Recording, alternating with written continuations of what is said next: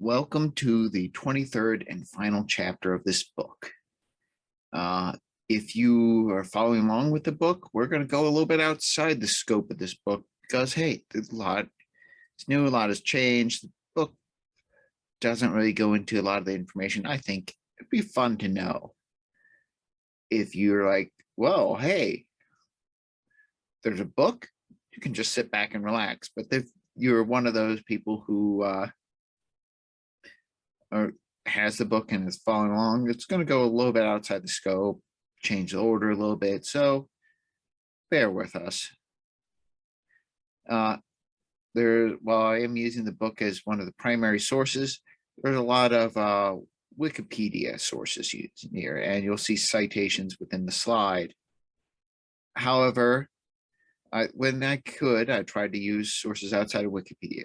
While Wikipedia is editable, please note that while that may have been true in the past that anyone could edit it, nowadays it usually any edits made by a random person must be approved by a moderator.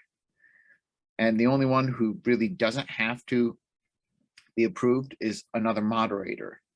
So moderators can do edits without approval.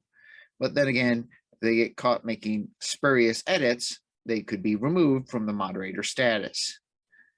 So, I mean, usually when you become a moderator, you don't want to just go making crazy changes. So Wikipedia, in non-controversial topics, tends to have some degree of accuracy. Though, if possible, I do try to check and confirm from outside sources rather than just completely use from Wikipedia. And even then, I'm not going to go in depth. We're going to be talking about various neurotransmitters, and while I may be overly broad and general, there's more information out there, but I'm trying to keep it to something hopefully we can still understand, even if we don't understand a lot of biology. Okay, so let's begin. You see here, we have a lot of different interesting optical illusions. We're going to start this chapter by analyzing idea of perception. Some things will have objective truth in reality. For some things, our mind will perceive it one way, depending on how we look at it. Sometimes we will adopt a whole new view due to a misleading forced perspective that society will place upon us. While some instances of truth can be revealed by objective analysis, sometimes there is no predetermined truth. Take a look at these public domain illusions. There are some more interesting ones out there, but these are all public domain, so I don't have to really worry too much about, am I stealing someone's copyrighted material? We have this scintillating illusion in the whole left quadrant of this. Try to look at the dark dots. Try to count how many dark dots there are, the black dots, and you'll see they kind of move. They're kind of just outside of your peripheral vision. That there is actually no black dots at all. It's just how the image appears. It makes, when you're just looking out of the corner of your eye, the dots appear to like overlap with the white. Look at the two yellow lines and the pair of the circles. That the yellow lines, due to the forced perspective of this, look to be different sizes, but if you measure them, they will be the exact same size. Just because of those, it appears to be going into the background with the railroad tracks. Or the circles, just because the size of the circles around them, it makes the circles look to be different sizes, even though they're actually the same size. The duck rabbit is a classic optical illusion, where it's both and neither at the same time. There's never meant to be only just one. If you look at it one way, you can see, well, there's the rabbit ears make up the beak, rabbit eyes the eye, and it's just kind of a weird lumpy back of the head. But if you look at the beak as the ears, that little bump in the back of the head is part of the rabbit's mouth. So it's either a rabbit on its side or a duck. So there's never really meant to be just one of them. Now, there are many other interesting illusions online. May I suggest you try to look up what's called the dancing girl, where simply a black and white image of like a ballerina spinning around. And depending on how you look, if you look at it just right, you can see her spinning either clockwise or counterclockwise, and you can even trick yourself into switching perspective. So she's spinning clockwise one way, and then you look back and she's spinning counterclockwise. But it's really hard to trick yourself into switching on a whim. It's also, if you remember, the Yanny Laurel controversy of 2018, where someone had a little audio clip, and depending on how you heard it, you could hear two different words. Or the blue and gold dress of 2015, depending on how you looked at this perspective, was it a blue dress with gold lighting, or gold dress and blue lighting? So these are illusions that show how different people can look at the same situation and yet come to completely different conclusions. In this chapter, we will look at medicines and drugs and how the line between them can often be mighty fine. Our brain is incredibly powerful, and once convinced of something, we can even generate a physical response to a mental stimulation. Take the placebo effect, which we'll talk about at the end of the chapter again. A pill taken with the perception of it being medicine can generate a real-world medical response. Placebo is Latin for "I shall be pleasing," that to please, to pacify. A study from 2008 suggests that the placebo effect can even work if the patient knows it's a placebo. So this can make determining medicinal effectiveness a very tricky business, where a desire for a cure will create the self-fulfilling prophecy of the actual cure.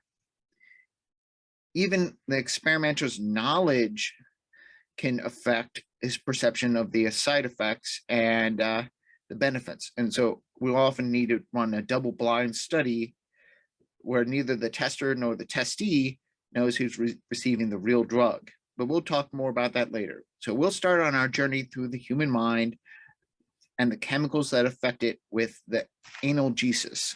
Aspirin was perhaps the first synthesized class of analgesic, antipyretic and anti-inflammatory agent. So analgesic, besides sounding funny, is simply a medicine that reduces or eliminates pain. Antipyretic, if you have a pyrokinesis, that's fire, that's heat.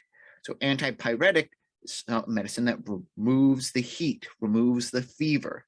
And anti-inflammatory is a medicine that reduces or eliminates inflammation. So aspirin was first synthesized in 1853. It can treat arthritis, it can prevent certain types of stroke and heart attacks, and it can lower the risk of certain types of colon cancer. But so aspirin, or as the chemical is known as acetyl salicylic acid, is formed by the acetylation of salicylic acid. So acetyl salicylic acid, we're adding an acetyl group onto that by mixing the salicylic acid with a highly reactive acetic anhydride. Acetic anhydride is you combine two acetic acids together and you remove a water. Anhydride means without a water. So we subtracted a water to make this anhydride group.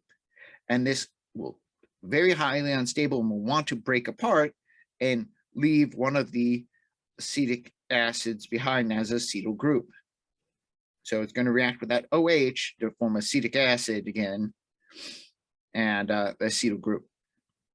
While this molecule is synthesized, while this molecule is synthetic, it has a precursor, salicin, which was present in willow bark and has been known since like early Greek times. Like the doctor Hippocrates in 400 BC knew about this. The bark, not the chemical itself. We knew that by sucking on bark, the willow bark, it can help remove pain. Salicin, as you see there, is a mixture of salicylic alcohol and glucose. Now, the salicin was isolated itself in 1827 and could then be hydrolyzed to form, as I said, glucose and the salicylyl alcohol. Then it could be oxidized to the acid. Now, salix itself is Latin for willow, and so the group comes from, the salicylic acid comes from the Latin of salix. Salicylic acid can also be formed by the reaction of strong base and salicylic aldehyde down there, as you see down there. Now, the salicylic aldehyde could in turn be isolated from a different plant, isolated from the meadow sweet flower known as the spirea. And that's where we get the name aspirin. The aspirin comes from acetylated spiraic acid. So aspirin is the aspir, then just add the in to that. But so there's more than one way to make to the skin a cat in this case. We don't have to go from willow bark. We can start from a meadow sweet flower. Good Lord. Now, this is not the only form of salicylate that we know in our everyday lives. Another one is methyl salicylate. So notice that instead of the acid group, we have a methyl, which is a 1-carbon group right there. So it's turning, remember, what's an acid? So this group is the acid into an ester. So this is an ester, that's an ester. And remember, this group is a benzene ring. These are going to be coming up a lot. Esters and benzene rings and alcohols. But methyl salicylate is oil of wintergreen. So while this has a very pleasant smell and a pleasant flavor, and often used in liniments and rubs, very, very little is needed to have this effect, because it is actually relatively toxic as opposed to the aspirin. That as low as 100 milligrams per kilogram is needed for the LD50. So, however, these negatives are actually used as a positive when it comes to deep tissue rubs. And then as you put in the oil and rub it into the muscles, it relieves pain through a process called counter irritation, where you irritate the skin, what actually helps relieve all over irritation. That by irritating the skin, it increases blood flow and maybe some endorphins that will help relieve pain elsewhere. However, too much of this is a bad thing. If you just took pure oil of wintergreen, you could kill yourself. You use too much liniment rub, you could kill yourself. It could be, it's absorbed through the skin. You do enough of it, you will die. It takes a lot, but it can be done.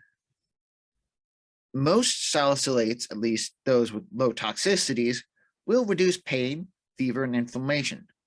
But the acid is far too corrosive to tissue, and the salicylate salt is downright unpalatable. So if you remove the acid and turn it into a salt, not really easy to swallow. So in 1893, Felix Hoffmann, working for the Bayer Pharmacy Corporation in Germany, was investigating ways to make better pain relievers. Salicylin was the popular drug in the time, but it was not really super effective. Part of the story they tell is like, oh, his father was suffering from crippling arthritis, and so he wanted to find a way to help reduce his pain. And obviously, salicylic acid would cause stomach discomfort because it's stronger acid. It's going to upset the pH of your stomach, and that's just corrosive to the throat. So you try to find a way that would make it safer. So that's not really a good alternative either. So they began looking into things like acetylating the group. So this was first synthesized in 1853, but it wasn't till 1893 that Hoffmann was able to start investigating the medicinal effects. So just because a chemical is synthesized doesn't mean people always recognize its full properties.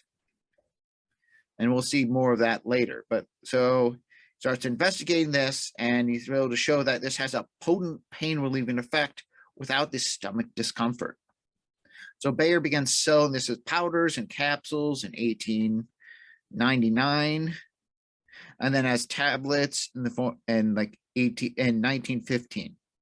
So most pills today contain somewhere between 309 and 341 milligrams of aspirin active ingredient, and a binder just to keep the pill in its pill shape.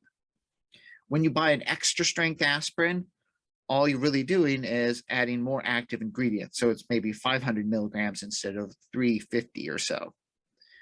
So it's often cheaper just to take 2 aspirin than buy the more expensive extra strength. The pill doesn't actually start to work until it's absorbed into the bloodstream, and which requires the pill to first dissolve. And since this occurs better at a higher pH, people start introducing buffered aspirin, which is a combination of acetylsalicylic acid and one or more base. The combination will accelerate disintegration. Now, a true buffer would be acetylsalicylate and the salt of that, where you have a weak acid and its conjugate base. But this is not that. It's actually just a separate base like magnesium carbonate, magnesium hydroxide, or aluminum hydroxide, which is the only purpose of those is to raise the pH of the stomach acid and thus help it dissolve. And it's true, it dissolves faster, at least in clinical trials. It doesn't show any real conclusive evidence of faster absorption or more effective pain relief. So take that with a grain of salt. But aspirin and many other analgesics work on the same idea, that they block the formation of prostaglandins, which are these molecules I have all spread out before you. These prostaglandins are either by temporary or permanent modification of the specific enzymes that produce them. They either block them or slow them down, slow down the production or various things. Now, prostaglandins are a class of fatty acid compounds that are first found in the prostate, but normally they're found all over the body. But that's why we get the name prostaglandin.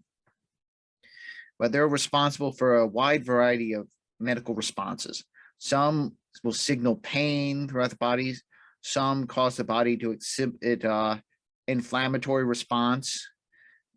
Some will induce the fever. Some will induce platelet aggregation, which is when you develop a blood clot. Platelets are little molecules in your blood that will bind together to try to seal off a wound. But if there's no wound to seal off, they can also clot and clog the heart and other things, clog a blood vessel. But there's all sorts of things they do, depending on what prostaglandin you have. By preventing the formation of prostaglandins, it reduces the body's active response. So you don't feel the pain as much, or it thins out the blood, or the body doesn't raise the temperature as much, or it doesn't exhibit as much of an inflammatory response. So while the benefits from aspirin are many, there are still some side effects. Somewhere between 2 and 10% of those who take aspirin suffer from occasional stomach distress.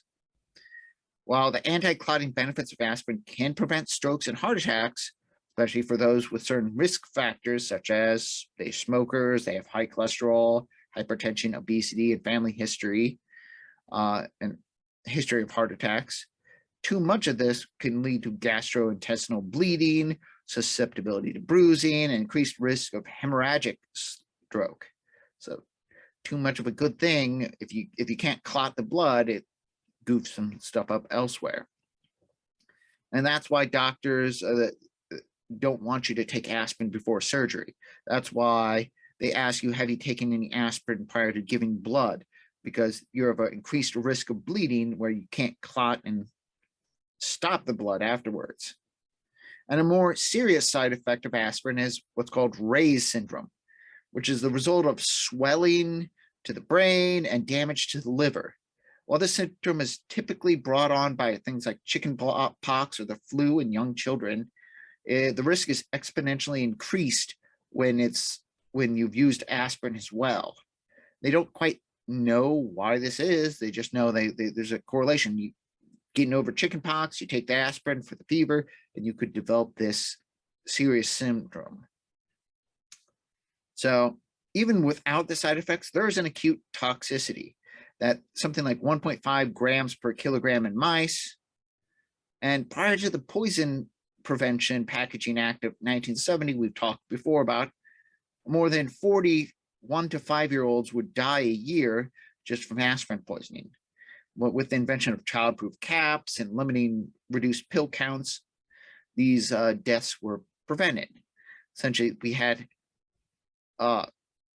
flavored aspirin, and kids thought they were candy, and then and they'll die. I mean, sucks. There's many different alternatives to aspirin. One of them is just acetaminophen, as you see in the center right there, which is the active ingredient of Tylenol. This is a group of p-aminophenols. So P, which means para, which means the found on opposite sides of the benzene ring, and it's some sort of alcohol, some sort of oxygen on one side. And amino is the nitrogen group. So you see the alcohol opposite of the nitrogen, p-aminophenols. We have the oxygen opposite of a nitrogen. Well, I'm not showing all of these guys. These are a class of analgesics and mild antipyretics, but they don't act as anti-inflammatories. But the first type, which I don't even show, is far too toxic. We slowly improved them with like things like phenacetin, but 1893, around the same time as the first aspirin, acetaminophen was introduced. Of this class, acetaminophen is the safest and only one still in use. Like phenacetin, we no longer use it, just too toxic. But even acetaminophen can cause lethal liver damage when taken in excess or when taken in combination with alcohol. So be careful, no drinking while you're taking Tylenol. Now, ibuprofen, on the other hand, different class, different molecule, was discovered in 1961 in the United Kingdom, and is an active ingredient in things like Advil and Motrin. It acts in much the same way as aspirin does, but can counteract some of the anti-clotting effects of aspirin.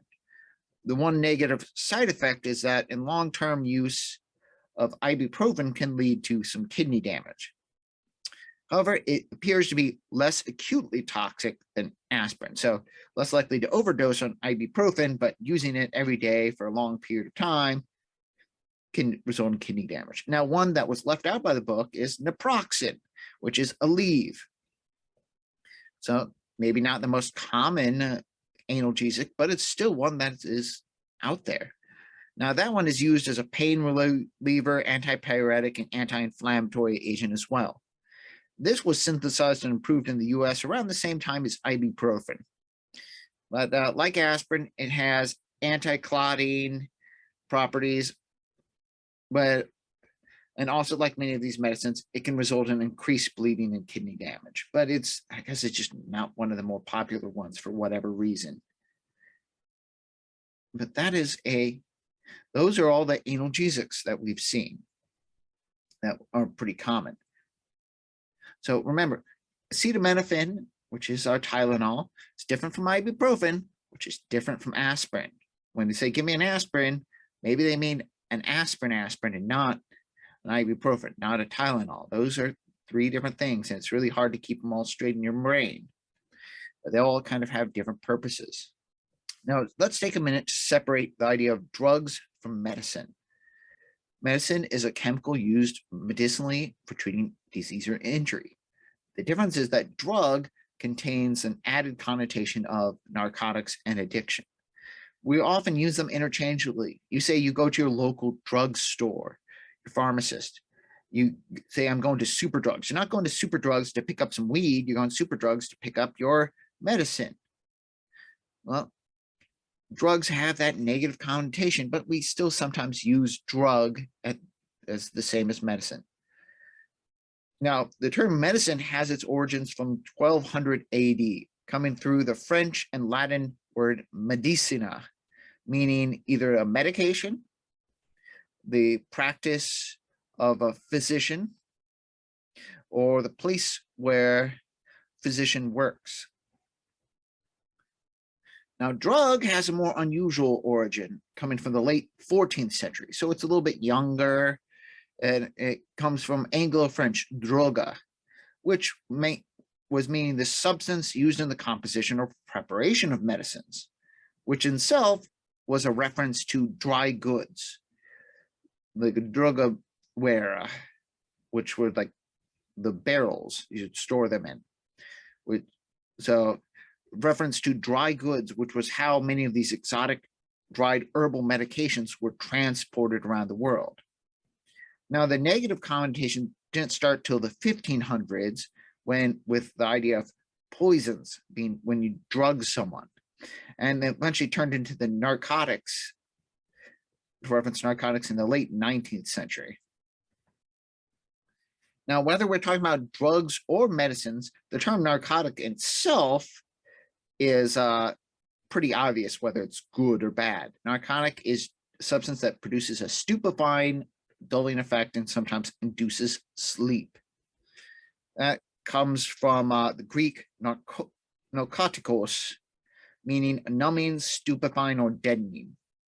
They dull the mind, they induce the sleep, they stupefy or deaden the nerves, they deaden the senses. The oldest known narcotic is, of course, opium, which comes from the dried sap of a poppy plant, which itself contains many narcotic compounds. But you can see right there some of the sap coming off of the opium plant. This was known by the Sumerians since at least 3400 BC. The Sumerians called this the holgil, or joy plant. It has been used throughout the ages by the Greeks, the Arabs, the East Asians, and a lot in America and the English. So it is not just limited to one culture. It's been all over the world. The active ingredient of opium comes from a class of nitrogen-containing compounds called alkaloids. The name refers to the basicity. The basicity, remember, is a hydrogen accepting ability of one or more of the nitrogens. So alkaloid is a basic bitter-tasting nitrogen-containing compound found in plants that produce a physiological reaction, various kinds and intensities. Now, while the majority of these alkaloids are present in the sap of seed pods, some will seep into the seeds themselves, resulting in the occasional false positive on drug tests after eating things like poppy seed muffins or poppy seed bagels, which is why they tell athletes not to eat these substances before a big competition, especially in the Olympics. I do believe there's an episode of Seinfeld where Elaine tests positive for opium after eating a poppy seed muffin. There has been a couple cases in the recent about like people failing drug tests because they had poppy seed things, and it sucks. It's a true thing. Are you going to get high from it? No, but the level you can be tested for, it does it show up in drug tests? Yes, though some medicinal testing places have increased the threshold so that if you're under this threshold, which is only going to get by eating poppy seed muffins or bagels, you won't consider have been using opium. Like you'd have to have like 5 poppy seed bagels in order to get that threshold. The largest component of opium is morphine.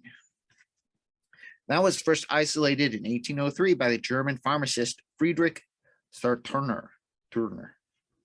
He named it after Morpheus, the Roman god of dreams. Now, while this is a powerful analgesic and a cough suppressant, it invokes a response of apathy and euphoria, in addition to being very highly addictive. Another such alkaloid is codeine, which was isolated in 1832 by the French pharmacist Pierre-Jean Robiquet, and is less pain reliever, but still it's probably the most powerful cough suppressant on the market. And you can get prescription for codeine from doctors. It's still in use.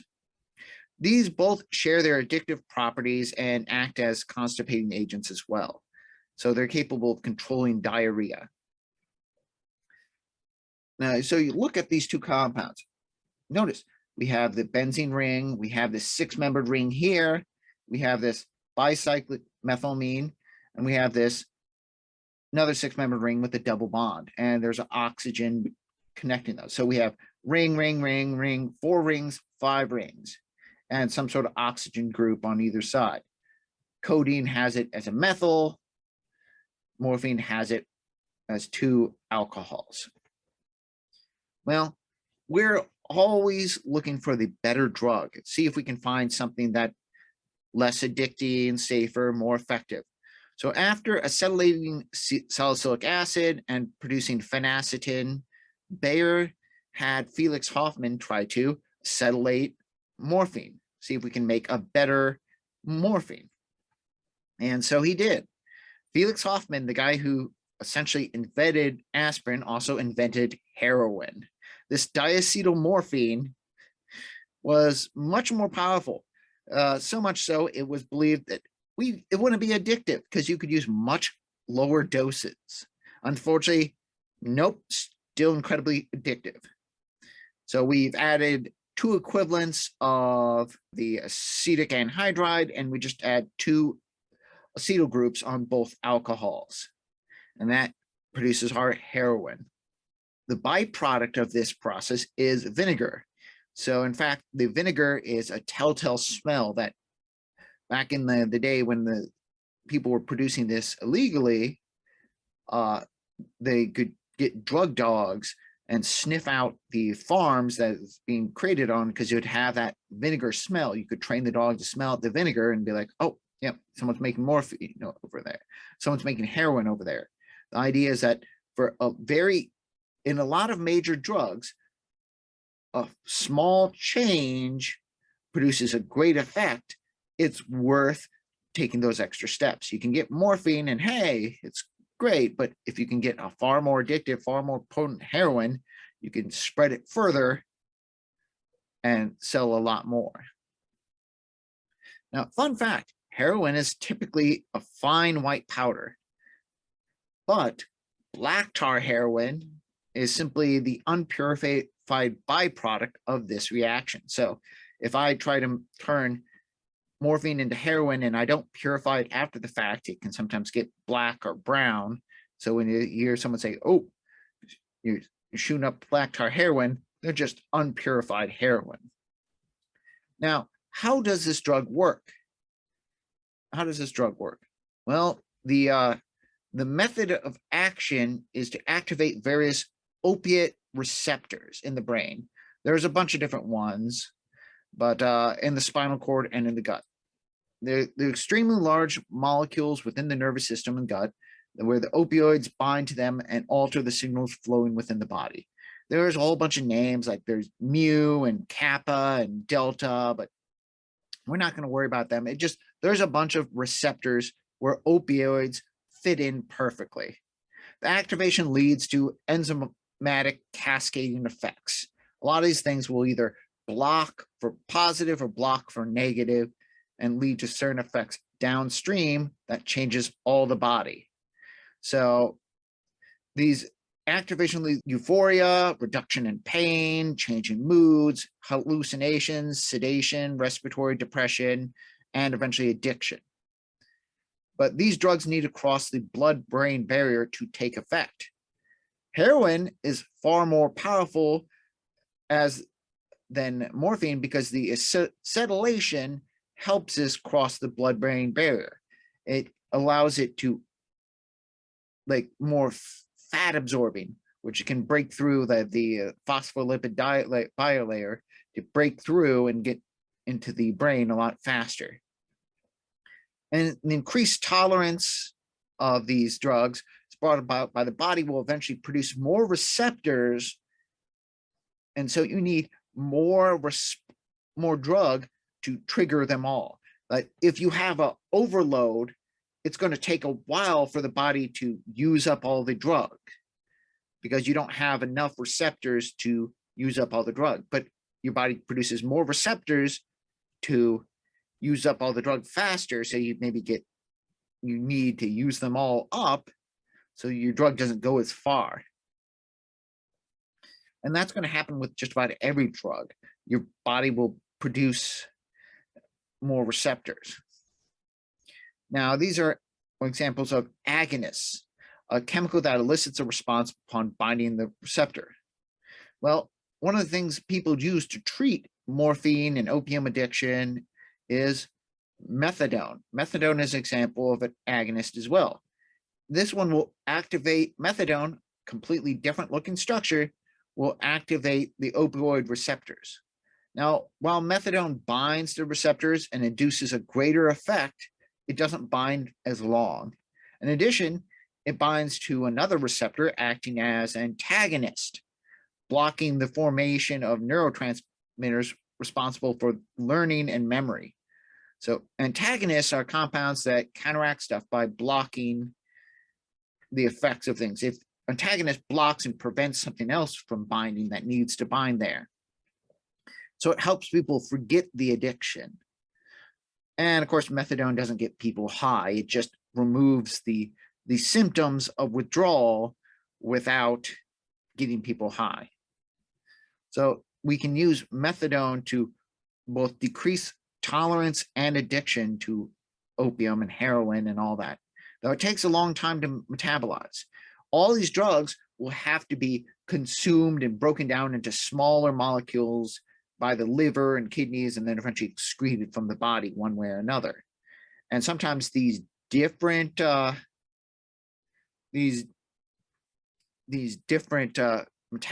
will do other processes. Now, originally, methadone was created in Nazi Germany to solve their opium shortage. They're in the middle of war, and well, not quite war yet, but about ready to go into the war, and they need more opium, and they can't really get it from the fields. They don't really have any fields in Germany, so they wanted to create a synthetic version. So, but nowadays it's used to, as I said, reduce opioid addiction. So, as I said in my argumentative piece, you can't always look at the source making it bad. Just because it was invented in Nazi Germany doesn't mean methadone is worthless and we cannot use it. On the other hand, we have a drug called naloxone. If you look at the naloxone here, it kind of looks very similar to opium, to morphine. One of the key differences is we have, you see what's known as a ketone right here, the carbonyl group. We have an alcohol group there, and this is a vinyl group right there, where that we have a carbon double bond to that methyl, essentially. So a little bit changed there. Now, naloxone acts as a full opiate antagonist, meaning that it binds very strongly to the receptors. Then, in fact, it kicks out all the opium.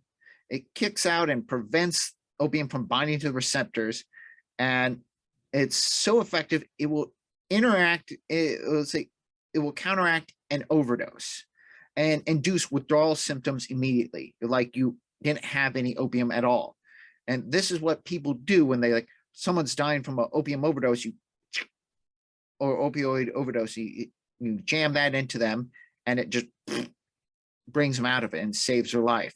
There's a lot of talk about that officers should have, police officers should have naloxone, and medics should have naloxone to help prevent overdoses and save people's lives. But it's not super cheap, so people wanted to pinch pennies. Don't believe we should have that. Now, you may be asking, so how does an antagonist work? Essentially, it binds and it changes the protein's shape so that opiates will no longer fit into the structure.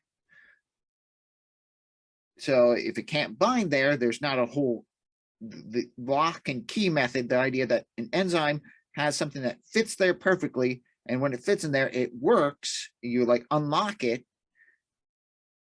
Well, why does a body have a bunch of receptors that seems to perfectly fit opium?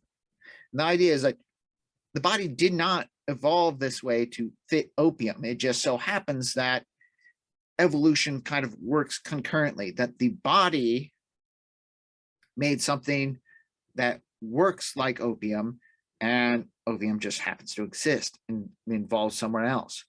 But the receptor, we don't have this receptor for the plant derivative. We have this receptor for various proteins in our body.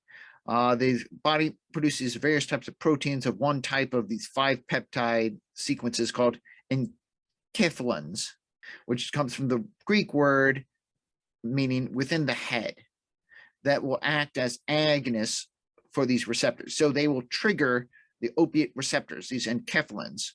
They're named, there's only 2 types known at this time, the leucine and methionine enkephalins, and they're named by the 1 amino acid group they differ by. But so you can see right here, methionine enkephalin, we haven't really talked about amino acids and proteins, but this one last guy at the end, this sulfur containing one, is a thio meaning sulfur, onin. So the nitrogen, this group is the functional group, the methionine, and the acid part of this amino acid, part of this protein. Well, these enkephalins are incorporated in larger proteins called endorphins, meaning endogenous, formed within morphine. Endogenous morphine is an endorphin. These are the opiates that are produced naturally within bodies of animals.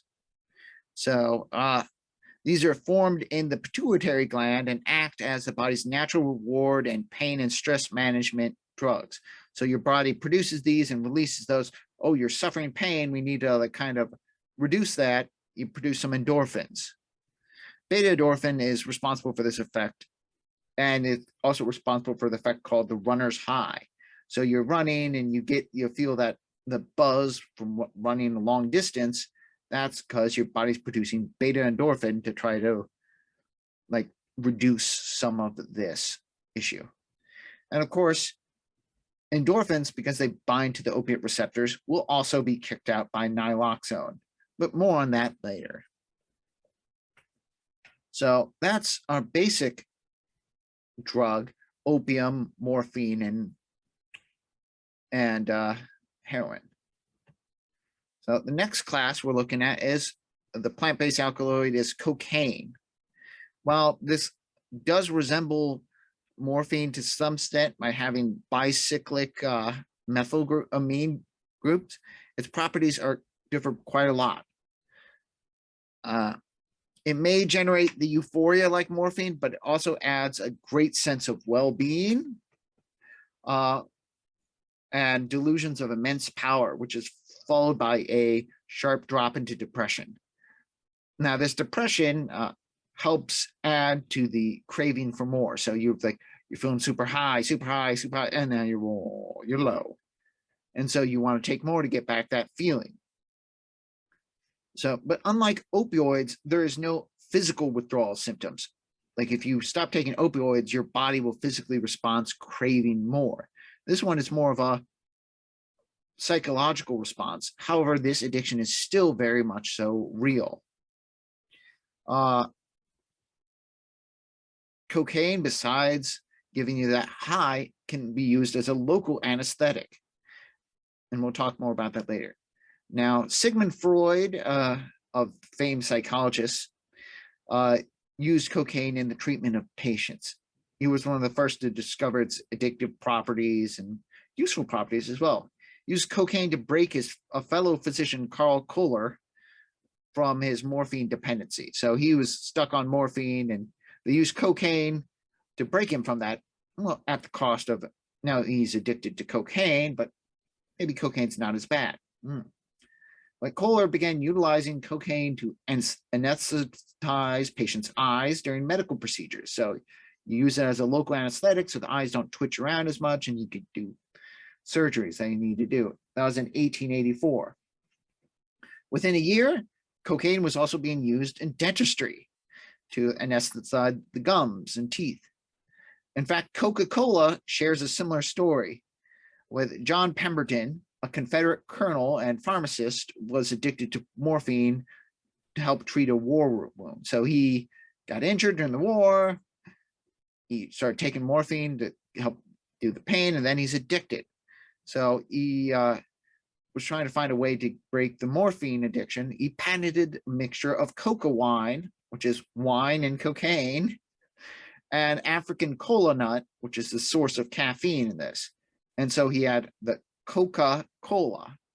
In 1886, he had to introduce a non-alcoholic version in response to a local alcohol prohibition in his state. And so Coca-Cola, as we know it, was born. And of course, well, eventually they had to remove the cocaine, but that's the origin stories of Coca-Cola, essentially. Now, like all bases, cocaine will react with an acid to form a salt.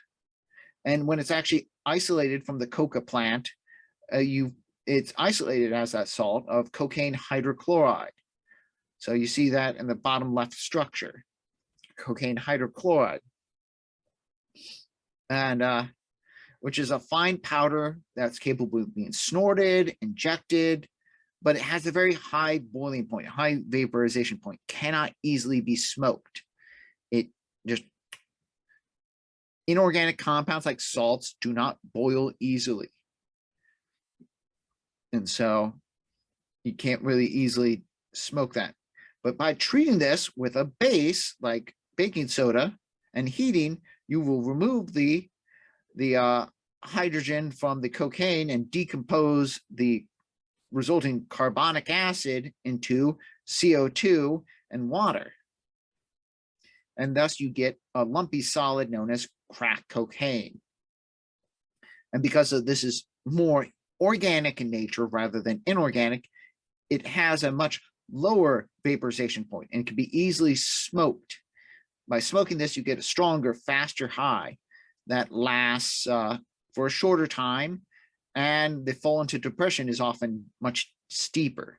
So not really the best thing, but this is called freebasing due to the fact that you formed the free base, the base by itself instead of as a salt. Now, how does cocaine work? Cocaine works by initially blocking the dopamine reuptake transporter. It's dopamine is a type of neurotransmitter. It's a molecule that's created by the brain to do various different things. It works in the body, does a whole bunch of complicated stuff, but dopamine, essentially, we typically think dopamine as the pleasure response, but that's not really the full truth. Dopamine is more of like a motivation response. It motivates you to do one thing or another. It has learning capabilities, has mood capabilities, but the main thing it does is it's a motivation thing. It motivates you to want to do one thing or another. And so what happens is typically when the body releases dopamine, it releases it across the nerve from one nerve to the other. It hits the second nerve, triggers a response, and bounces back and gets reabsorbed and stored again in the neuron to be used again later. What cocaine does is it blocks the reuptake. It essentially proves a plug. And so the dopamine instead bounces, triggers the next nerve, comes back, bounces, and then bounces again, and keeps bouncing like a giant game of brick break, and keeps triggering the response. And you keep on hitting the send motivation signal, send motivation signal, send motivation signal. So send the dopamine response over and over and over again, and doesn't get reabsorbed right away. So you get a build of dopamine that triggers a lot of things. And of course, cocaine can also block sodium ion channels. The body has a series of channels where certain salts can flow in and flow out and help send certain signals. And by blocking these channels, it can slow down pain response signals, thus resulting in its anesthetizing properties. So it blocks down the pain response, so they're still feeling the pain, but the brain doesn't hear the warning as quickly. So blocks the pain locally. So a similar compound, similar derivative, atropine, is present in all manner of toxic plants, such as nightshade and mandrake, for you Harry Potter fans. Mandrake root has atropine. This is was a common source of medieval poisoning, that you take a little bit of this, it's not too bad, but take too much of it and it will kill you. And so you could sneak that in there. And of course, you essentially suffer overdose, which is why kings would often try to take a little bit of poison, and they could essentially build up a tolerance to these things, and they wouldn't die when someone tried to overdose them on this. But it's named after Atropa belladonna, its source, which in turn, Atropa belladonna was named after Atropos, the Greek fate responsible for ending the mortal's life. If you've ever seen the Disney movie Hercules, it's the fate that has the scissors that cuts the thread that makes all mortals die. But belladonna in itself means pretty lady, and it's often used to dilate pupils to make people appear more beautiful. Ironically, it's also used to counteract organophosphate poisonings and nerve agents such as sarin gas and VX gas that soldiers often have some atropine shot. Like if they breathe in nerve agent, they shoot that into their thigh and essentially relaxes the muscles that would normally seize up and spasm and kill them. So you're injecting a cocaine derivative to essentially save your life. And then another derivative of the nightshade family is scopolamine, which is a powerful sedative. Notice that the difference between cocaine and atropine is just the, instead of a ester, we have an alcohol. And now scopolamine, the big difference is that we have what's called a three-membered epoxide ring at the bottom of the bicyclic nitrogen group. Scopolamine comes from a different form of nightshade, but it's often it was used to induce a twilight sleep during pregnancy delivery. That is, and it's currently used to treat motion sickness and sedatives. But due to the effects on memory and cognition, it was at one time investigated as use as a truth serum. And I'll take those with a grain of salt. And there was some belief that this was used in various horrible crimes, like as a roofie kind of thing. But most of those crimes have been highly exaggerated. Two more plant derivatives, alkaloids, are alkaloids, but these are usually thought as not super dangerous. To caffeine and nicotine. Caffeine is a stimulant for the central nervous system. It acts as an adenosine receptor. It's an antagonist. Well, yeah, antagonist by blocking adenosine from binding, and an action that would normally make us very drowsy. That when your body's up for long periods of time, it starts producing more adenosine that will bind and tell your body it needs to sleep. And by blocking that, it says, well, nope, don't need to sleep, not feeling drowsy. And this in turn leads to uninhibiting another neurotransmitter downstream that will also promote alertness. So it really wakes you up. It keeps you from getting drowsy and wakes you up. Now, a typical soda contains somewhere between 35 to 55 milligrams of caffeine. A cup of coffee contains 100 to 150 milligrams. Even decaf contains some amount of caffeine, just like maybe 5, 10 milligrams. But there is still some caffeine in decaf coffee. Well, caffeine is toxic, and it has an LD50 of about 10 grams for the average human of about 150 pounds. So that's really kind of hard to obtain by drinking coffee.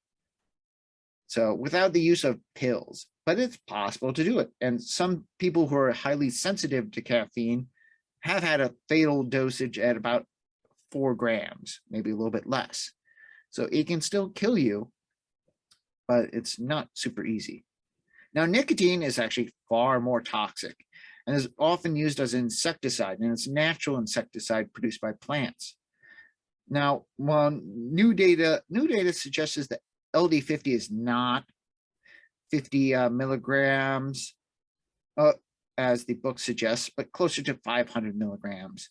But it's still less than that for children. So I'm going to take that with a grain of salt that the book says 50 milligrams, but new data is out there. And the average cigarette contains about 10 milligrams of nicotine, though. But a smoker, as he smokes a cigarette, only gets close to about 2 milligrams. So whether this is due to incomplete vaporization, airflow blowing away, partial oxidation of the nicotine, so it's not the same product.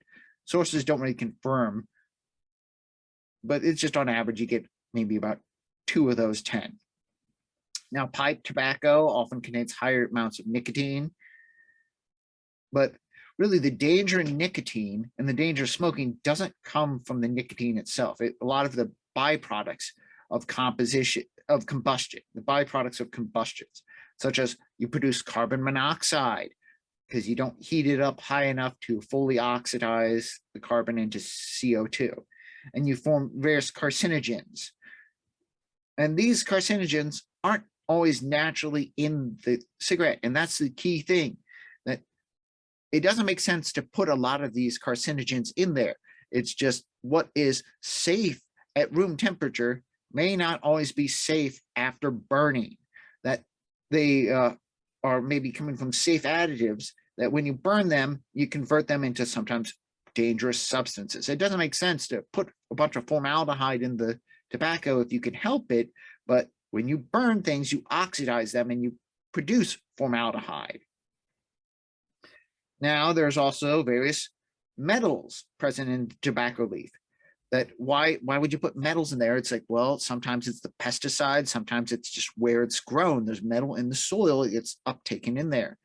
That the tobacco also has a small amount of polonium, radioactive polonium that's taken up from the soil. So that adds a little bit of radioactivity to this. So hookahs, people I think, well, the hookah pipe is a lot safer. Well, no, it's not really. There aren't really any better because you're using charcoal combustion. That produces just as much CO and tar and other carcinogens, if not more than just smoking it directly. So hookah is not really any safer. Options like dip and snuff, they don't produce any oxidative products because you're not burning it. However, there are still some dissolvable chemicals in the plants that do cause issue. There's belief that maybe the polonium, as I said, might be what's causing the mouth cancer. That's kind of a little bit less studied. Now, even e-cigarettes are not fully safe. And no, I'm not talking about e-cigarettes that explode. I'm talking about the e-cigarettes, how they deliver the nicotine. While they typically do deliver less nicotine than a cigarette, all without the complete combustion. That nicotine is vaporized by heating a solution of propylene glycol and glycerin, which, like many additives, are safe at room temperature when unmodified.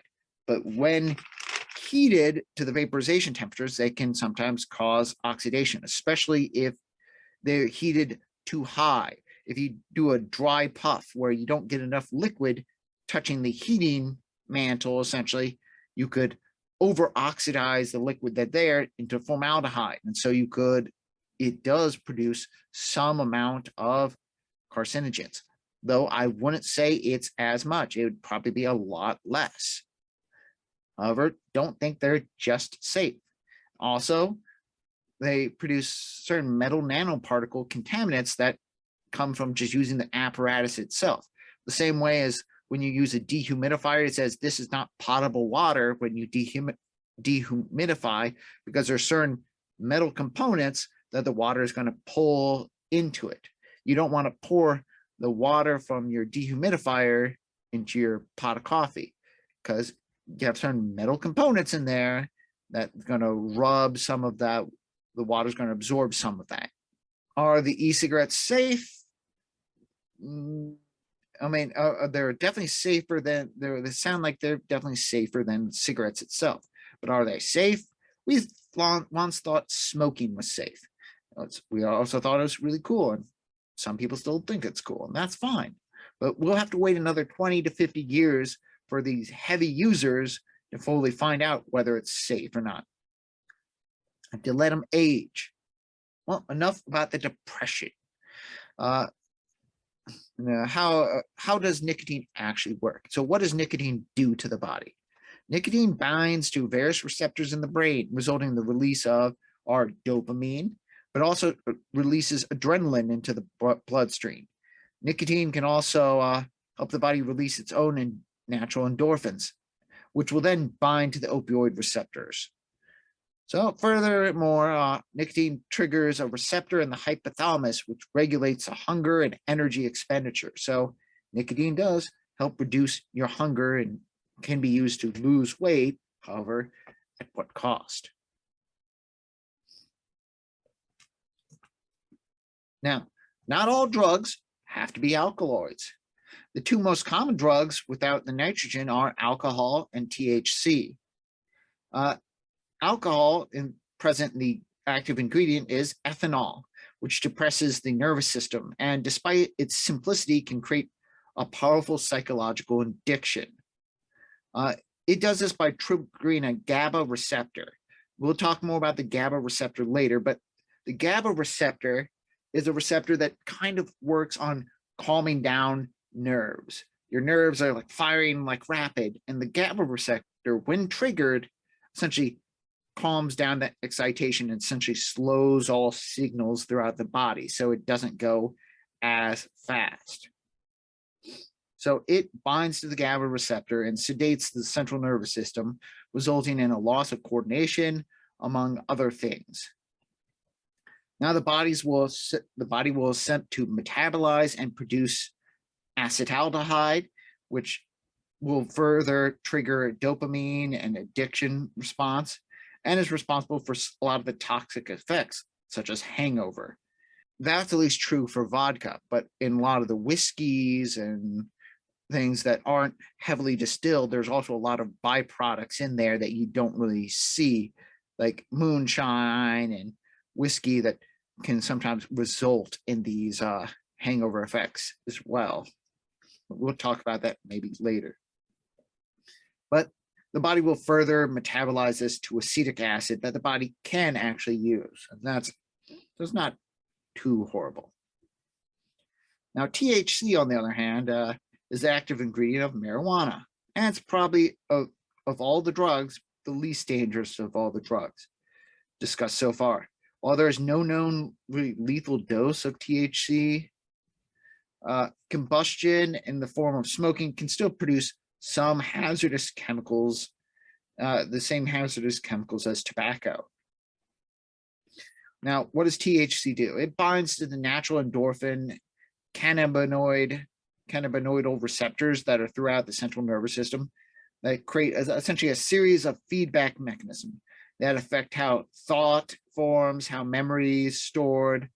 It also affects the pleasure and coordination and appetite. So, as we've seen, not all natural products are safe, and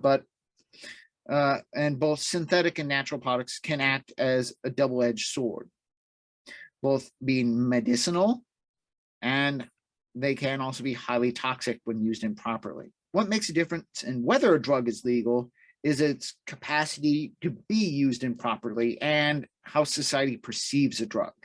Opium and cocaine were fully legal and imported into the US until the Harrison Narcotics Tax Act of 1914. And even then, it's a tax. It's regulation. Now, alcohol was prohibited in 1920 by the 18th Amendment and eventually repealed in 1933 by the 21st. And even then, the drinking age wasn't always 21 in Tennessee. It was lowered to 18 in 1964 and slowly crept back up to 21 in 1984. Why? Society views 21-year-olds responsible enough to safely consume this drug, despite the evidence to the contrary, that we still have violence and overdose and people drinking themselves to death and accidents and DUIs. Though we have plenty of people who can use alcohol safely, even at a younger age. Now, marijuana was added to this list in 1937 under the Marijuana Tax Act as in 1937. All these were very loosely enforced till the 1970s when we had the Comprehensive Drug Abuse Prevention and Control Act. It was passed then, and it introduced all the drug schedules and making the drugs less of a taxable commodity and more of a highly controlled substance. Now, society is slowly coming into relaxing the regulations on THC as it sees some more of its medicinal benefits and its relatively minor social dangers. But we have all these rules now that prevents us from abusing these substances. Now, some of these rules were written to make sure the workers were not high when they did their work, to control the common folk that would be using these drugs. And there is some sort of racial animus among this, but there is some good and some bad. That yes, these drugs are highly addictive. These can destroy your life, but also it's like a lot of cocaine. If you look at the differentiation of the sensing between crack cocaine and standard cocaine, we're talking about many levels of illegality. Is it worth it? I'm not so sure. So, while almost all of the medicine and drugs we've discussed so far were either originally isolated from plants or modifications of plant derivatives, scientists have turned to synthetic drugs to build more potent, more safe, and hopefully less addictive drugs. The next few medications should look familiar as they have a similar backbone to the drugs they strive to replace. So I re-included morphine to show you, and so we can see the backbone. Notice the benzene ring and the methylamine group, that the three is typically 3 carbons away. All serve as analgesics that trigger the opioid receptors, some with greater effectiveness than morphine, and some generate similar hallucinatory effects. Most are just as addictive and capable of being abused if used improperly, such as oxycodone and oxymorphone. Oxycodone, also known as OxyContin. Notice the big thing is, so we've removed a double bond from morphine. We've added an alcohol group. We added a ether group, and we've added a ketone. Oxymorphone is like oxycodone, except we change the ether back into an alcohol. Other than that, they're practically the same. There's a lot of different ones here that all essentially do the same. Meperidine down there, notice it's not as a combined ring, but you can still draw from the benzene and then draw it goes boop, boop, boop, boop there, methylamine. Propoxyphene, very similar structure as meperidine, a little bit different. And of course, fentanyl is another such opioid. Very similar structure. It's just, once again, non-bicyclic. And it's actually about 50 times stronger than heroin and 100 times stronger than morphine. So it has the capacity for being abused heavily. I mean, it doesn't need much to have the effect, but essentially this fits into the morphine derivatives. Notice again, some of them are farther away. Some of them are still relatively close, but you can still see the backbone of benzene ring, 1 carbon, 2 carbon, nitrogen, here's a methyl. It just so happens that this is now cyclized nitrogen. And so, boom, boom, boom, 1 carbon, 2 carbon, nitrogen, methyl. Boom, boom, boom, 1 carbon. This one's actually 3 carbons away. Boom, boom, boom, 1 carbon, 2 carbon, 3 carbons away. Now, much like with cocaine, there are many synthetic versions that are currently being used as local anesthetics due to their sodium channel blocking ability. Now, procaine, also known as Novocaine, was named essentially new type of cocaine, Novocaine. But it's used in modern dentistry as a nerve blocker. Unfortunately, Novocaine is too quickly absorbed into the body, so we need to use a vasoconstrictor, which essentially constricts all the blood vessels and keeps it located in one place. And many of these drugs will either be vasoconstrictors or vasodilators that either opens the blood vessels or closes them, depending. But so we use that to lock the Novocaine in place so it stays in the gum line instead of being fully absorbed. Now, lidocaine, different structure, but to the right, is also stronger and doesn't need the vasoconstrictor. And it's also, lidocaine is sometimes used to restore regular heartbeat. So you have a regular beat, put in there, and it kind of jumps back in place. Neopain is only used in the cornea due to some sort of undesirable properties in there. And then dimethisoquine is able to provide relief and irritation to itchiness, such as hemorrhoids. Please note, what do they share in common? They all share a benzene ring on one side, connected to an ester or amide group, and it's followed by 2 to 3 carbons and an amine group of some type or another on the end. So we have the benzene ring, here's the ester, and then 1, 2, 3, nitrogen. Benzene ring, ester, 1, 2, nitrogen. Benzene ring, amide, 1, nitrogen. Benzene ring, ester, 1, 2, nitrogen. Benzene ring, then amide, kind of an amide, not quite, but then 1, 2, nitrogen. So they all kind of have a similar shape to them, kind of a similar organic structure, which is why they all kind of work the same way.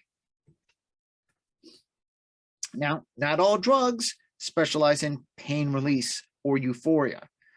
These are a class of psychedelic drugs that specialize in auditory and visual hallucinations due to a binding strongly to a particular serotonin receptor in the brain. Now, serotonin does a lot of different stuff. You see, here's a structure of serotonin over there. You notice that a lot of these structures, except from mescaline, have a similar shape to them. So it's obvious why they bind to the serotonin receptor. Serotonin, this receptor, is responsible for hallucinations. So psilocybin comes from our magic mushrooms. It is very quickly metabolized into psilocin, which is the active ingredient that causes the hallucination. So it removes that phosphate group, and then it can bind very quickly to the serotonin receptor in the brain. Now, ergot fungus, which comes from ergotamine, the active ingredient there, massive structure on the right, is often found on various grain like rye and whatnot. And while this will often cause death and seizures, also cause hallucinations. When people suffered from ergotism, which is when they consume too many of these mushrooms, because essentially they harvested the grain, they weren't very careful, there's the fungus on the grain, they ate the bread or whatever, they would suffer from this condition, hallucinate, and die. So it's not really something you want to take, but you can notice that very similar structure. Once again, you have that 5-membered ring with the nitrogen in there, the 6-membered ring, and then 2 carbons away, and then the nitrogen group. Now, LSD is the only synthetic one of this bunch. The only synthetic one of this bunch. Now, it has a kind of interesting story. In 1938, Albert Hofmann, another Hofmann, but not the same Hofmann, prepared LSD as part of an investigation into medically useful ergot derivatives. He did some tests. It didn't seem like it was working, so he put this aside. 5 years later, he went to resynthesize this to do some more tests on, and he accidentally ingested some of this while resynthesizing, which resulted in restlessness, dizziness, followed by fantasy-filled delirium, which he described as intense kaleidoscopic play of colors. He would then go on experimenting on purposely taking 250 micrograms of this. After about an hour, his trip started. And he asked his lab assistant to escort him home, and they rode their bikes. Because, I mean, that was the way they did it in, like, Sweden or wherever he was at. And along the way, his condition fully deteriorated. First, started to experience paranoid and psychotic breaks, thinking he's going insane, thinking he's been poisoned, thinking his neighbor is a witch. Eventually gave way to enjoyment. The worst of the symptoms ended around 6 hours, but the trip lasted pretty much the rest of the day. Now, this first trip is referred to as Bicycle Day. It's celebrated in certain communities. So all these are trippy drugs. Not all of them are really good for you. LSD is probably the least addictive. I don't think it has any addiction. And most of them, except for ergotamine, usually don't. I mean, mescaline can also poison you, but I don't think magic mushrooms usually poison you, and LSD doesn't poison you. The main danger is you can have psychotic breaks. Now, the next few drugs are classified as amphetamines. They'll share a similar backbone to morphine, mescaline, and LSD, and the book tries to push that. This comparison, I feel, is a bit of a stretch. All of these guys have a common feature, that they have a benzene ring connected by 3 carbons, so what's called a propyl group, and the amine is coming off the 2-carbon position, so essentially an isopropyl amine.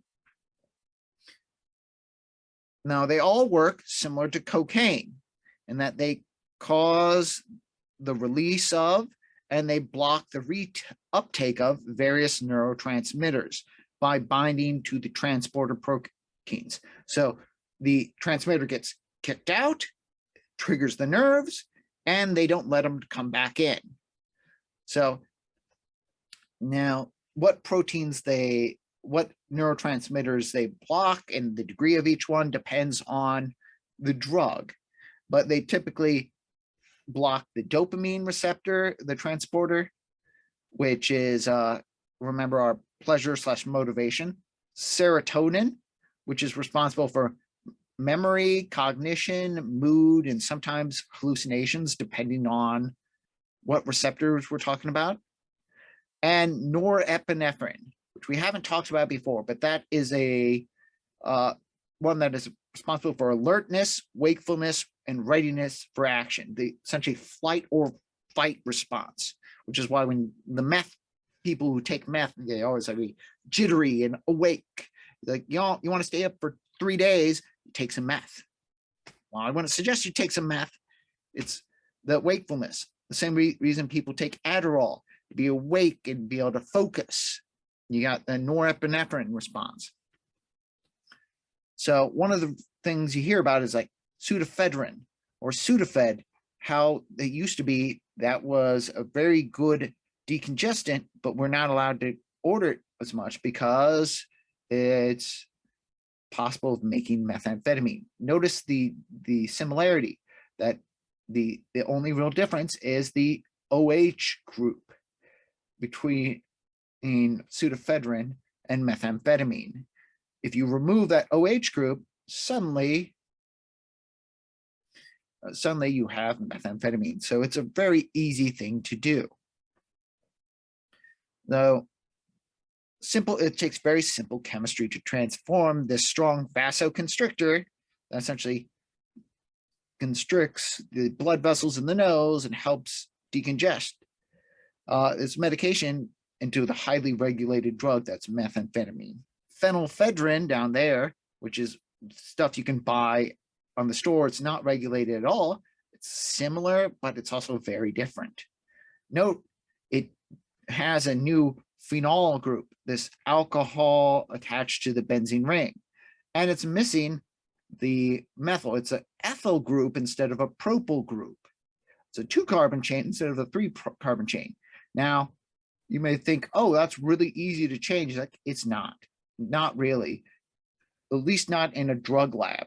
Maybe if you're in a chemistry lab, it might be possible to remove this alcohol group and add another carbon group, but it's usually not very easy to do that. So it's really hard to change phenylphedrine into methamphetamine. It's not the cheap, easy chemistry that can be done. And unfortunately, phenylphedrine kind of sucks. It doesn't work as well as Sudafed. And so you druggies, you drug dealers, it's why we can't have nice things. We see Adderall is an amphetamine. Ritalin is an amphetamine. They're kind of different. I mean, Adderall is really close to methamphetamine, but it's not nearly as bad, but it still could be abused. The last one in here is one I really didn't think was amphetamine until I really looked at it. 3,4-methylene dioxymethamphetamine, MDMA, also known as, well, in my day it was called ecstasy, but nowadays it's Molly, and I'm not sure I really put that connection, but that is an amphetamine. Now, the binding of that guy is slightly different, but it binds to the receptors for serotonin, dopamine, and norepinephrine. But I mean, essentially, it binds similarly but differently enough that it results in our euphoria. But it changes. You get a lot of self-confidence. You get a lot of empathy. You start feeling very emotional towards other people. Very increased emotions, mild hallucinations, enhanced sensations, like loss of time. Time appears to stretch out. Essentially adds more hallucinogenic properties onto the stimulating effects of the standard amphetamines, possibly due to that, well, definitely due to that, this group right here. All these are technically, well, all these are amphetamines, well, except the phenylphedrine. Now, this last class of drugs are all downers. They've fallen into various different categories, whether it's a barbiturate, which was common downer in my time, and not saying it was used, but it was definitely talked about more than it is now. Tranquilizers and benzos category, that they all serve as muscle relaxers, anti-anxiety drugs, sleep aids, and the like, anti-seizure medication. They all work on the same concept. They all activate the GABA receptor, same way as alcohol. They essentially calm the nerves. The nerves slow down, whether it's the muscles that are seizing up and firing like rapid, it calms them down. Whether it's just the signals in the brain, it calms them all down, helps people calm down and help people sleep. But that's also why they tell you not to take these relaxing drugs with alcohol, because you trigger the things too much, they're going to work together and you go into a coma and die. And we've given away, some of these aren't really used so much due to the various different toxicities and addictive properties. Barbiturates, I don't think are really used anymore because of this. But barbital and phenobarbital are things to come to mind. The next one are just standard carbamate tranquilizers. The only thing they really share in common is the carbamate group, which is the ester followed by amine. A carbamate there, we have a carbamate there. Those aren't really used as much as well because of various addictive properties. And now benzodiazepines are also known as benzos, are probably the tranquilizers that we hear more about nowadays. Things like Valium, which is the diazepam, Valium, oxazepam. We have fluoxazepam and chlorodiazepoxide. All these guys are benzos. Now, while they may be improved from the barbiturates and the carbamates, they still are capable of being abused. Overdose usually results in over-relaxation of the muscles to the point where you induce a coma and you can eventually die from this. It essentially stops your diaphragm from pushing oxygen in and out. Of course, this flaw becomes a feature in the case of sodium thiopental, which was at one time a truth serum, but nowadays it's used as part of lethal injection. Essentially, you inject that into the body and they eventually go into a coma and stop breathing and die. They usually do something else to stop the heart, but sometimes they just use that. You notice the benzo group, they have the benzene ring, some sort of chlorine, this, let's see, 1, 2, 3, 4, 5, 6, 7 membered double nitrogen ring. Sometimes there's an oxygen group or some sort of polar group to it. Usually there's a double bond there and another benzene ring down there. So they share a similar shape there.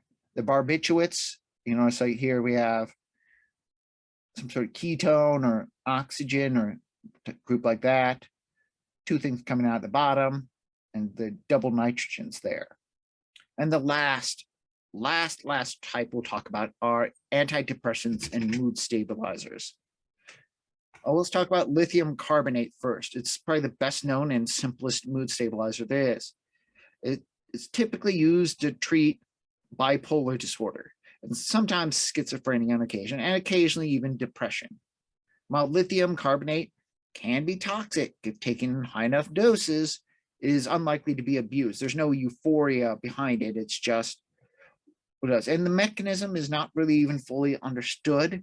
It's just that it gets all throughout the body and it starts getting involved in a variety of receptors that essentially decrease the norepinephrine, increase the serotonin, essentially helps replace a lot of the missing neurotransmitters that would be absent and result in the wild mood swings of bipolar, also known as manic depression. Essentially, you swing one way where you're like super alert, and then another way where you're super sad. If it replaces what make the serotonin that makes you sad, the lack of serotonin that makes you sad, you don't get as sad. If norepinephrine is responsible, that's going to make you super alert and super crazy, it decreases that. But how it actually does that, it's a little bit beyond the scope of what we're going to talk about. The other ones are antidepressants.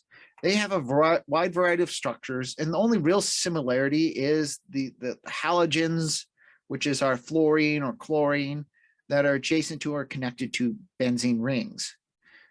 But all of these, other than that, their classification is all the same, and because they all work by a similar mechanism. They're all called SSRIs. SSRIs stands for selective serotonin reuptake inhibition. So like cocaine, like amphetamine, they block the reuptake of neurotransmitters, allowing them to trigger more of various signals in the brain more often. But unlike the other drugs, they only trigger the serotonin. They don't trigger the dopamine, so they don't trigger the motivation. They don't trigger the alertness of norepinephrine. They just trigger the serotonin, which helps stabilize mood. So the medical benefit without all the negative addictive properties. Now, there's still side effects. and the side effects are going to depend on what structure you have. But they're far more manageable than being addicted. So you have things like I included Prozac over here, Paxil, Celexa, Luvox, Zoloft. Zoloft is the only one with no fluorine. Well, no fluorine. But so different drug shapes and completely different shapes, but they all work the same way, that they're SSRI. So that's all our drugs. Now that we've finished our marathon of drugs and medications, we should return to our friend, the placebo. Now, placebo is generally a harmless or normally ineffective substance given to someone who complains of a particular ailment simply to please or pacify the patient. A placebo could be a saline injection, a sugar pill, a starch pill, just something that should not have any effect. And it should not it's usually really good to give someone who's a hypochondriac, someone with no discernible illness. We don't know what's causing this, but they still kind of feel it's real. And the effect of the placebo is very much so real. Placebos have been known to suppress coughs, promote healing, relieve depression, lower blood pressure, and even induce some side effects like dry mouth, headaches, and drowsiness. Dr. Herbert Benson of Harvard Medical observed that a pill that was 70 to 90% effective in curing chest pains from angina would eventually drop to 30 to 40% effective once a new drug was discovered. He would believe that the doctor's knowledge and belief in the availability of a better treatment resulted in the patient receiving a weaker placebo effect. He believed the placebo takes both parties to involvement for the full effect, that the doctor would be saying things like, oh, this should cure you. But if he's not like, well, this should cure you because he knows there's a better drug out there, you're not going to feel like, oh, yeah, I'm getting the best treatment I could get. So, well, how does this placebo effect actually work? Well, in terms of analgesia, a group of physicians at UC San Francisco studied this by looking into 3 different groups of patients who had their wisdom teeth extracted. One group was just given naloxone. Remember that drug that blocks both morphine and natural endorphin binding to opioid receptors? So naloxone should not cause any pain, but blocks any natural endorphin pain relief. Then there's a group that they only gave the placebo to. And then there was a group that they gave the placebo to, but then afterwards gave naloxone to. Now, those given naloxone, they didn't have any more pain, but they saw no decrease in pain. So it was a constant level of pain. On average, 1 out of 3 people of the placebo patients saw a decrease in pain. So they were capable of being receptive to the placebo effect. Now, of those people who saw the placebo effect, when they took naloxone, their pain shot back up to the same level as those in the control group who just got the naloxone, suggesting that they were having some sort of pain reduction that was real, and naloxone blocked this, that the mind forced the release of natural endorphins to self-realize, I should be getting pain relief, I will release the endorphins to get the pain relief. But once you had the naloxone, you block those endorphins binding, and so you got no pain relief. So how do scientists actually determine drug efficacy? If a third of people may respond positively either way. So a double-blind study is needed to remove any bias from patient and physician. So typically you have 2 groups of physicians, 2 groups of examiners. One group codes the drugs, whether it's a control drug or a test drug, whether it's going to go to the control group or test group, but has no control over how it's distributed or who gets what. They just say, control drug 1 is A, control drug 2 is B, control drug 3 is F, and so C is test, and they just mix them up, so they just have a number or associated with it, and they know this number is this drug. Now, the second group of physicians will at random distribute them to the patients and analyze the results. In this way, the doctor's bias of whether he wants the drug to work, which most doctors do want it to work, will not factor into any observation he makes. And because the patients don't know, and you can't also hint to the patients, oh, you're getting the placebo, or oh, you're getting the real drug. He doesn't know. So he's not looking for something that isn't there, and he's just looking for things he actually observes. And only once the study is done will the truth be revealed. So say, oh, these people saw this change. Did they get the drug or not? Oh, find out. So only effect that is present in the test group is the true effect. And so this double-blind study will help them see what is real and what is not. Okay, folks, last prompt. And this one's a big one, folks. This one's a big one. 3,000 words. So it's a lot. Try not to goof off and wait too long on this guy.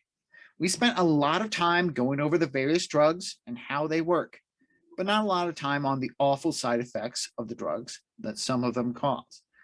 We spent even less time discussing the sometimes well-meaning, usually capitalistic, and occasionally racist drug laws that control much of our drug policy today. Right or wrong, our current drug policy is what it is, and it is not likely to change too significantly anytime soon. Government's kind of slow on that thing. Locally, maybe, but nationally, good luck. But hopefully you realize this is not the only way to handle drugs. Many different countries handle them very differently, whether this is more harshly or more leniently, whether this drug is banned here or this drug is allowed there, whether the age of use is higher or lower. So for this prompt, I want you to hypothetically rewrite the drug policy to your whim or fancy. What do you change? What do you want to keep the same? Justify your decisions.